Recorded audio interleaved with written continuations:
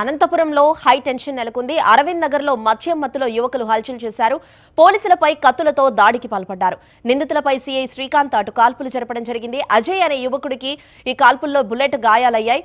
యువకుల దాడిలో అటు సీఐ శ్రీకాంత్ కూడా గాయాలయ్యాయి. నిన్న మద్యం మత్తులో నలుగురు స్నేహితుల మధ్య గొడవ జరగా రాజా అనే వ్యక్తిపై మరో ముగ్గురు స్నేహితులు దాడికి పాల్పడ్డారు. నిందితులను పట్టుకునేందుకు వెళ్లిన పోలీసులపైన దాడికి పాల్పడడం జరిగింది.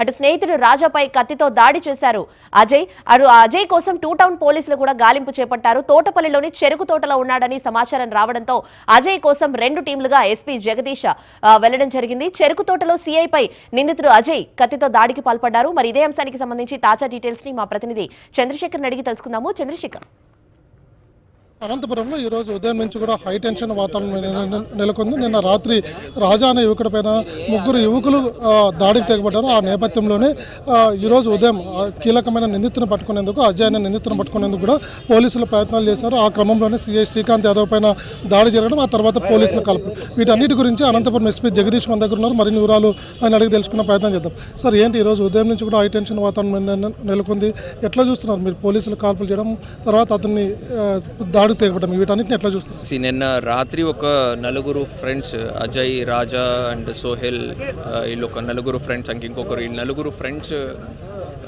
ఒక చోట మందు తాగి గొడవ చేసుకుంటారు. సో అక్కడ రాజా అనే వ్యక్తిని ఇతను స్టాప్ చేయడం జరుగుతుంది. స్టాప్ చేసి అక్కడి నుంచి ఇమీడియట్గా పారిపోతాడు. సో పారిపోయినప్పుడు పోలీస్కి ఇన్ఫర్మేషన్ వచ్చిన తర్వాత అతన్ని కూడా హాస్పిటల్కి సబ్సిక్వెంట్గా షిఫ్ట్ చేయడం జరుగుతుంది. సో నిన్న నైట్ ఇన్సిడెంట్ అతను ఇదే హాస్పిటల్లో వెంటిలేటర్ మీద క్రిటికల్గా ఉన్నారు. So at the same time ఈరోజు మార్నింగ్ ఎవరికి స్టాప్ చేశారో అతను కూడా కుమార్ హాస్పిటల్లో, అతను కూడా వెంటిలేటర్ మీద, అతను కూడా క్రిటికల్గా ఉన్నారు. సో ఈ ఇన్ఫర్మేషన్ బేసిస్ మీద మళ్ళీ మనం multiple teams, number of teams కూడా ఎక్కువ పెంచి మళ్ళీ పోలీస్ వాళ్ళు అతని కోసం మనము సెర్చ్ చేయడం జరిగింది. సో సెర్చ్ చేస్తున్న ప్రాసెస్లో ఈ ఆకుతోటపల్లి అవుట్స్కర్ట్స్లో అతను ఉన్నారు. అక్కడ ఇనిషియల్గా మన సిఎస్ శ్రీకాంత్ వాళ్ళు కూడా అతనికి వార్న్ చేయడం జరిగింది, వచ్చి ఇది చేయమని చెప్పి, ఒక కంపల్లో ఏదో ఉన్నప్పుడు.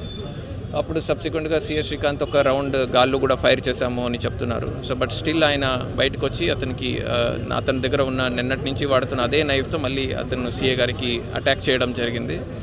సో ఆ ఇంజురీ అయిన తర్వాత కూడా ఇంకా అతను కంట్రోల్లో రాకపోయి వైలెంట్గా బిహేవ్ చేస్తున్నారు కాబట్టి ఇతను కాలు మీద ఫైర్ చేయాల్సిన అవసరం వచ్చింది. సో ప్రీవియస్గా కూడా క్రిమినల్ హిస్టరీ చూసినప్పుడు ఇతను దొంగతనాల కేసెస్ కూడా ఇతని మీద రిజిస్టర్ అయి ఉన్నాయి. అండ్ ఇట్లాంటి వైలెంట్ బిహేవియర్ కూడా మనకు రికార్డ్ అయి ఉంది. సార్, ఇది మద్యం మత్తులోనే జరిగిందా, లేకుంటే గంజాయి మత్తు అంటూ కూడా వార్త వస్తుంది? ఏంటి అసలు, ఏంటి ఫ్యాక్ట్ ఏంటి? పైగా మీరు ఏం చెప్తారు జిల్లా ప్రజలకు కానీ, లేకపోతే ఇట్లాంటి ఈ మధ్య ఈ గంజాయి బ్యాచ్లు కూడా ఎక్కువగా అవుతున్నాయని చెప్తాను, వీరందరికీ మీరు ఎలాంటి హెచ్చరికలు పంపిస్తారు, ప్రజలకు ఎలాంటి మెసేజ్ ఇస్తారు? అతను మద్యం మత్తులో, మద్యం గురించి జరిగిన గొడవలోనే ఈ ఇన్సిడెంట్ జరిగి ఉంది. ఇలాగా చట్టంకి లెక్క చేయకుండా వాళ్ళంతకు వాళ్ళు ఇలాంటి వైలెంట్ బిహేవియర్ చూపించి అమాయక ప్రజల ప్రాణాలకి ఇలాగా ఇంజురీ చేస్తూ వాళ్ళని హాస్పిటల్కి, వెంటిలేటర్కి పంపిస్తూ ఉంటే మనం చూసుకొని సైలెంట్గా ఉండేది లేదు. సో దీంతో పాటుగా మన ఇన్స్పెక్టర్కి కూడా ఇంజురీ అవ్వడం జరిగింది. సో ఈ 3 అటెంప్ట్ మర్డర్ కేసెస్లో కూడా మనము వెంటనే ట్రయల్ ప్రాసెస్ కూడా ఫాలోఅప్ చేసుకొని అతనికి చట్ట పరిధిలో గట్టిగా అతనికి శిక్ష పడేటట్టు కూడా మనం చేస్తాము. At the same time police కూడా ఇట్లాంటి బిహేవియర్తో మనము ఉంటాము, రౌడీ ముక్కులుగా తిరుగుకొని మనం ఇష్టం వచ్చినట్టు చేయొచ్చు, ఎవరిని ఏదైనా చేయొచ్చు అంటే అట్లాంటి వాళ్ళని ఊరికి వదిలిపెట్టే ప్రసక్తి కూడా ఉండదు. Thank you. ఇది అనంతపురం ఎస్పీ చెప్తున్న అభిప్రాయాలు. పూర్తిగా ప్రజలకు కూడా చెప్తున్నాము, ఇట్లాంటి వ్యక్తులు మీకు ఎక్కడైనా అనుమానాస్పదం కనిపిస్తే కూడా పోలీసులు వెంటనే సమాచారం ఇవ్వాలి. మరొక వైపు చట్టాన్ని తన చేతిలో తీసుకొని నిర్దాక్షిణంగా యువకులపైన కానీ, ప్రజలపైన కానీ ఎవరైనా ఇలాంటి దాడులు తెగబడే వారిపైన అత్యంత కఠినంగా చర్యలు తీసుకుంటామంటున్నారు అనంతపురం ఎస్పీ జగదీష్.